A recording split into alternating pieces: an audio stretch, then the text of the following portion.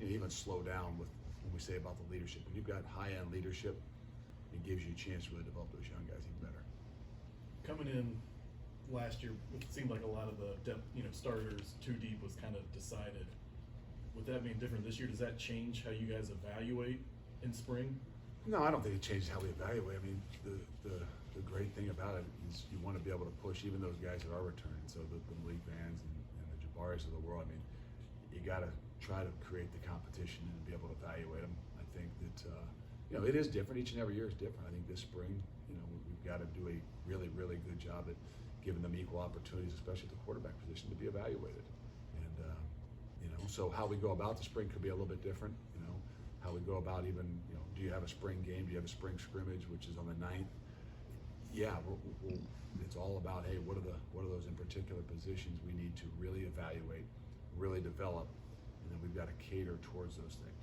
We talked about the corners, we talked about the quarterbacks. If we didn't have to do that, we could be a little bit different in the spring. We still would compete, we still would evaluate, but when you know the most critical positions, what you got to develop and evaluate, I think you got to, your practice is a little bit different as well. One more for Coach. Gary, do you have a question, or Zach? Oh, we missed. Oh, that's fine. Zach, you have a question? Yeah. Since 2018, you guys are tied with Notre Dame for the fourth most wins in the nation. And you were able to do that with guys like Desmond Ritter and Sauce Gardner. I'm wondering if Power 5 football is the standard here in Cincinnati without those guys coming back.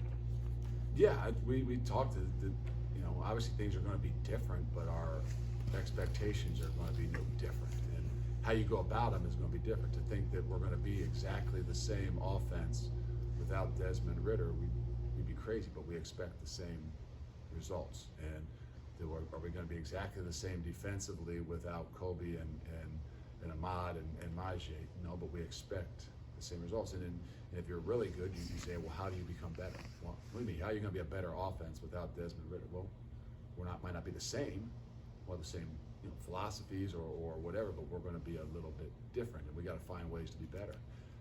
So yes, the expectation doesn't change. The train continues to move forward. It's not slowing down. It's not stopping. I would just let you know that the run is not over, which maybe some people would think, but nobody that sits inside these walls or in these seats is going to believe or think that. Thank you, Coach. Thanks.